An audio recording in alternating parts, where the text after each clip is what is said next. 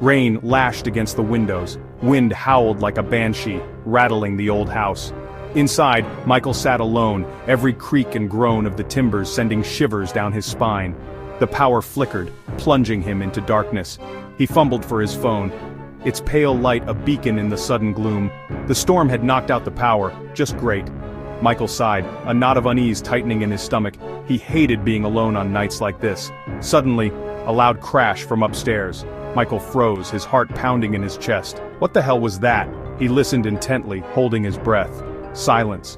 He told himself it was just the wind, a loose shutter maybe. But deep down, a primal fear began to stir. He was not alone. Minutes stretched into an eternity as Michael sat in the darkness, his senses on high alert. Every rustle of leaves outside the windows sounded like footsteps, every creak of the house like a whisper. Then, he heard it again, a soft thud, this time from the hallway outside his door. He gripped the phone tighter, his knuckles turning white. Someone was definitely up there. His mind raced, trying to rationalize the sounds. Maybe an animal had gotten in, but the noises seemed too deliberate, too heavy to be an animal. His pulse quickened, a cold dread seeping into his bones. He knew he had to investigate, but fear rooted him to the spot. What if he didn't want to know what was lurking in the darkness? Taking a deep breath, Michael slowly rose to his feet.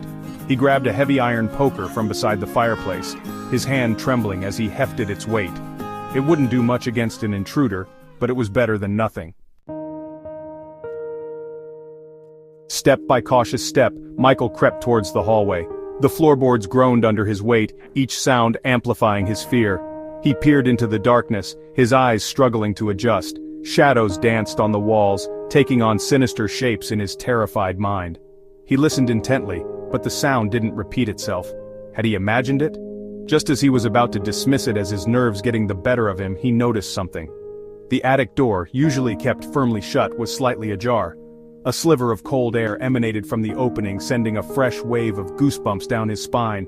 He couldn't remember the last time he'd been up in the attic. It was a dark, dusty place, full of forgotten memories and cobwebs. And now it seemed something else. He hesitated for a moment, torn between running for his life and facing whatever lurked in the shadows. But curiosity, or perhaps a morbid sense of duty, compelled him forward. He slowly pushed the attic door open, wincing as it creaked loudly in the silence.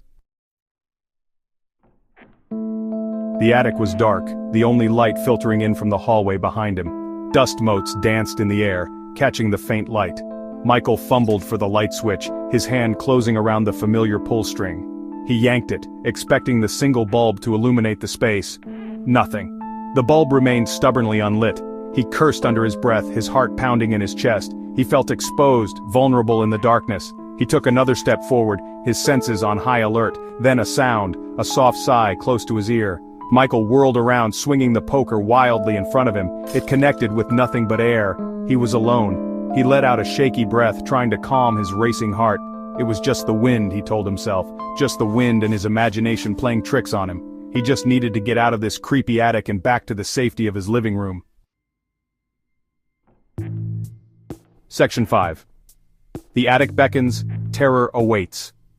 Turning to leave, Michael noticed something he hadn't before. In the far corner of the attic, partially hidden by a dusty old sheet, was a shape. It was too large to be a box, too irregular to be furniture. Curiosity and a growing sense of dread drew him towards it. He took a step closer, then another. The shape came into focus. It was a figure, hunched over and completely still. Michael's blood ran cold. He knew with a terrifying certainty that he wasn't alone. He raised the poker, his hand trembling as he reached out to pull back the sheet. The air grew heavy, thick with a palpable sense of dread. He could hear his own pulse in his ears, drumming a frantic beat. Taking a deep breath, he yanked the sheet away, bracing himself for the horror he knew he would find. But there was nothing there. The space under the sheet was empty. He stared in disbelief, his mind struggling to reconcile what he was seeing with what he knew he had seen just moments before. Relief washed over Michael, followed by a wave of dizziness. He had been so sure, so certain that there was someone, something hiding there. Had he imagined the whole thing? Was he losing his mind? Then he heard it. A low, guttural growl coming from behind him. He spun around, his heart leaping into his throat. Standing in the doorway, silhouetted against the faint light from the hallway, was a figure. It was tall and gaunt, its features obscured by the darkness. Its eyes, however, burned with an unnatural intensity, 2 points of malevolent light fixed on Michael. He stumbled back, his foot catching on a loose floorboard. He fell, landing hard on his back, the air knocked from his lungs. The figure took a step closer, its grin widening into a grotesque mockery of a smile. Terror, raw and consuming, flooded Michael's senses. He scrambled backwards, desperate to put some distance between himself and the creature, but it was too late. The figure lunged. Michael screamed, a primal sound of pure terror as the figure crashed down on him. He thrashed wildly, his arms flailing, trying to fight it off, his hand connected with something solid, something cold and hard. The poker! With a surge of adrenaline, he swung the poker with all his might, connecting with a sickening thud. The figure let out a deafening roar, a sound of pure rage and pain. Michael didn't hesitate. He scrambled to his feet and ran, scrambling towards the attic door. He could hear the creature behind him, its heavy footsteps pounding on the wooden floorboards, getting closer with every stride. He burst through the attic door, slamming it shut behind him. He fumbled with the latch, his fingers clumsy with fear. He could hear the creature throwing itself against the door, the wood splintering under the force of its blows.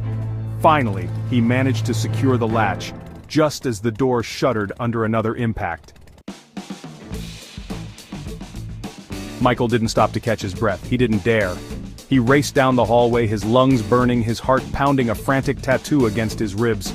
He could hear the creature's enraged roars echoing behind him, urging him onward.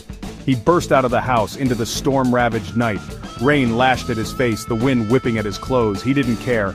He was alive. He had escaped. He ran until he couldn't run any further, collapsing on the side of the road, his chest heaving. He looked back at the house, its silhouette a dark and menacing shape against the storm clouds. He had never felt so alone, so vulnerable. As he caught his breath, a chilling thought occurred to him. He had locked the attic door, from the outside. The storm raged on, but the noises inside the house had fallen silent. Michael sat huddled in the back of the police car, a blanket draped over his shoulders. They didn't believe him, of course. Who would?